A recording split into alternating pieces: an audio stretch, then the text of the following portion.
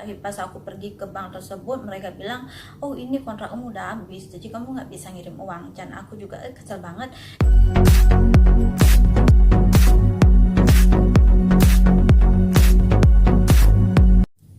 Hai teman-teman semua, bersama aku lagi Wierni. Nah, di video kali ini aku mau share ke kalian gimana sih cara pengiriman uang dari Vietnam ke Indonesia.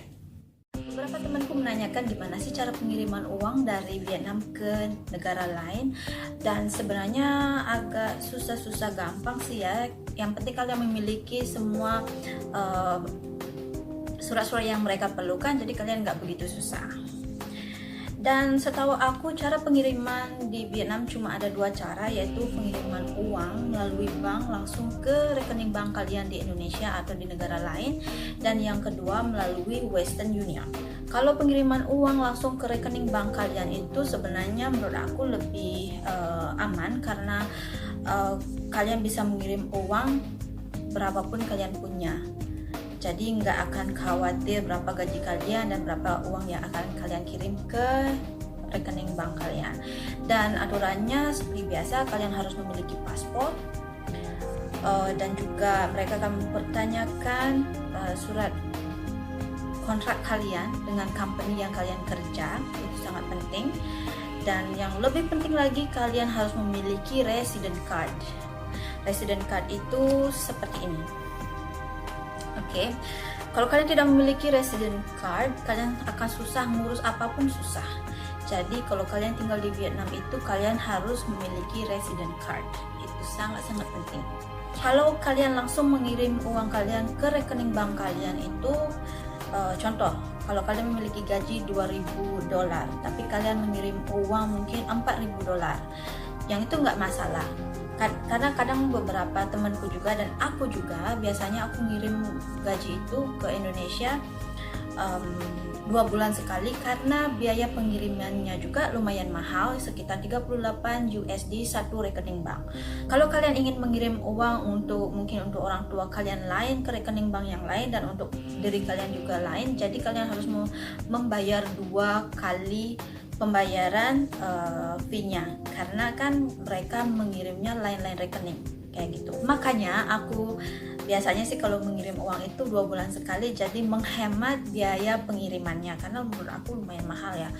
Kalau 38 USD itu mungkin udah sekitar mendekati 600.000, jadi menurut aku ya lebih baik aku ngirimnya 2 bulan sekali.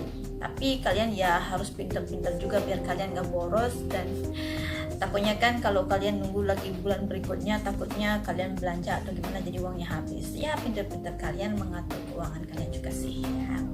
Kalau kalian mau mengirim melalui Western Union, kalian harus ngambil cashnya dulu.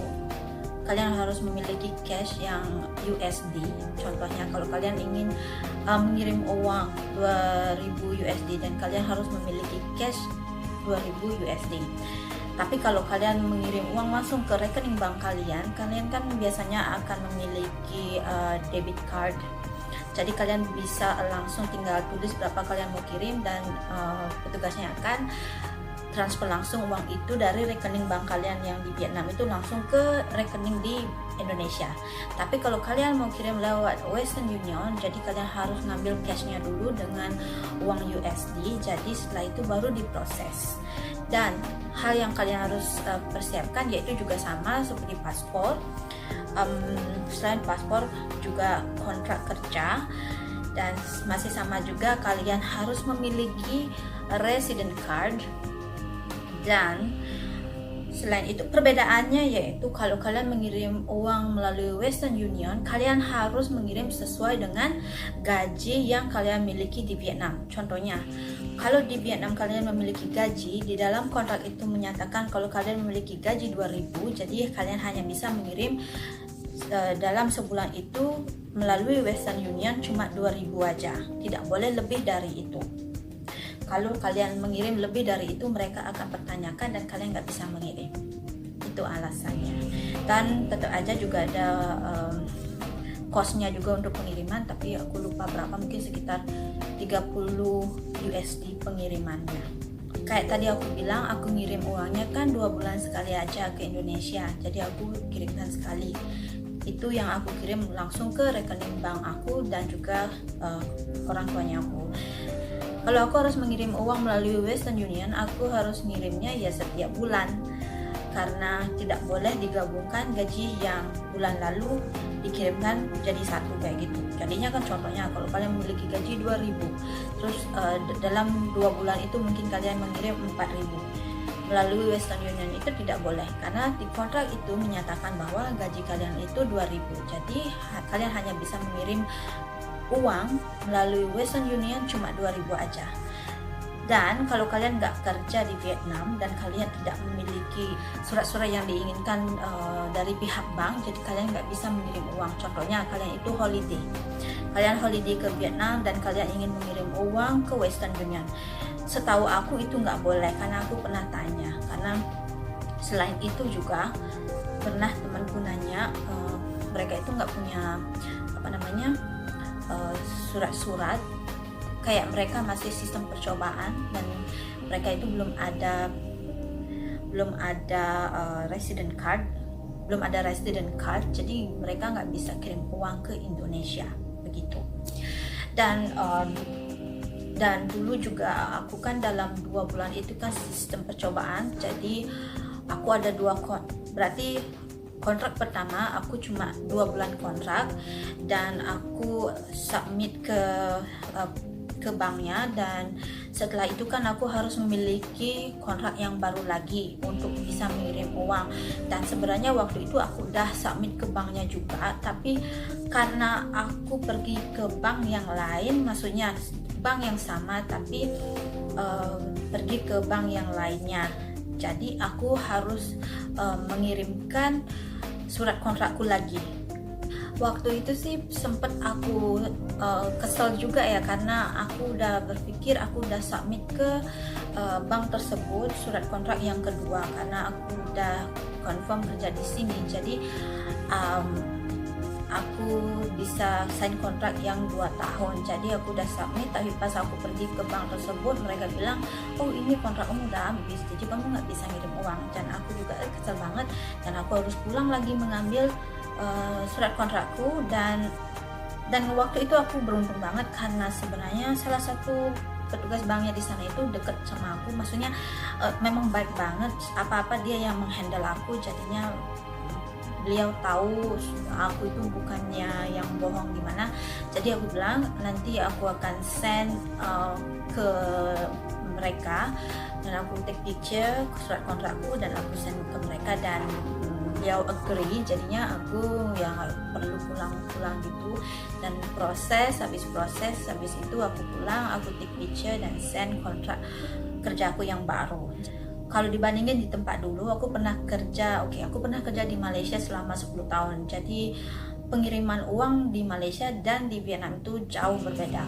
Karena kalau di Malaysia menurut aku sangat mudah, karena mudah banget. Kalau di sini betul-betul susah.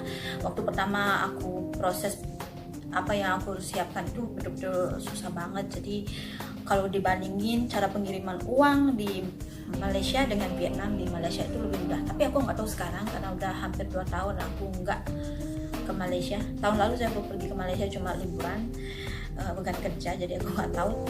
Setahu aku kalau di Malaysia pengiriman uangnya lebih mudah, dan cara pengirimannya itu banyak banget caranya. Kalian bisa melalui bank atau kalian bisa melalui agent, banyak banget.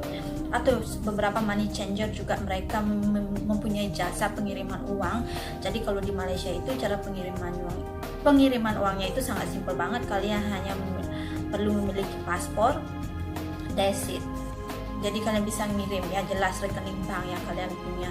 Jadi it's very easy. Tapi kalau pengiriman uang melalui Western Union, aku nggak pernah coba di Malaysia, tapi kayaknya juga gampang banget.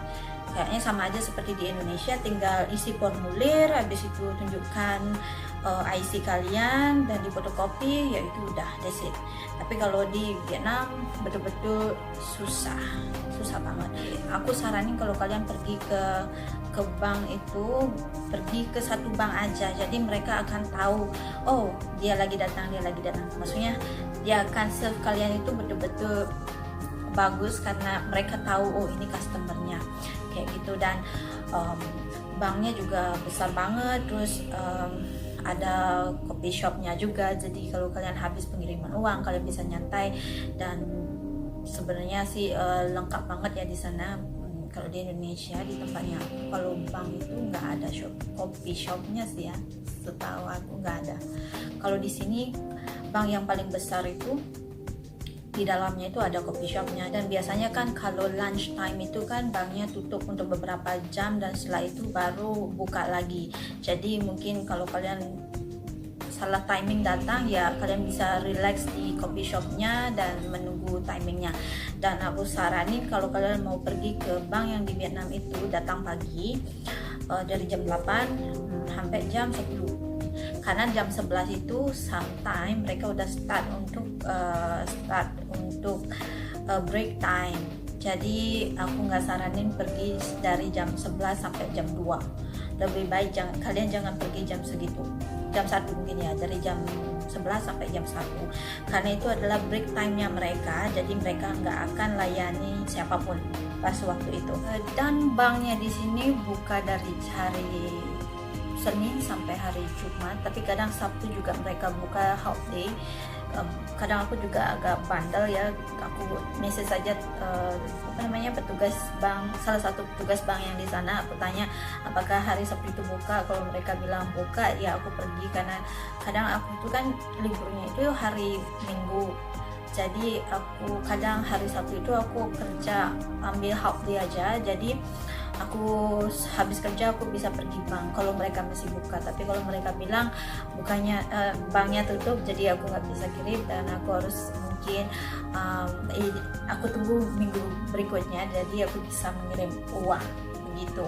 Semoga video ini bermanfaat, dan mungkin kalau kalian tahu cara pengiriman uang yang lain di Vietnam dari dua yang aku share ke kalian, kalian bisa komen di bawah dan mungkin suatu saat aku bisa coba. Semoga bermanfaat. Dan oke, next video aku mungkin akan membuat mungkin aku akan perkenalkan makanan di Vietnam. Jadi tunggu video berikutnya dan sampai jumpa, bye bye.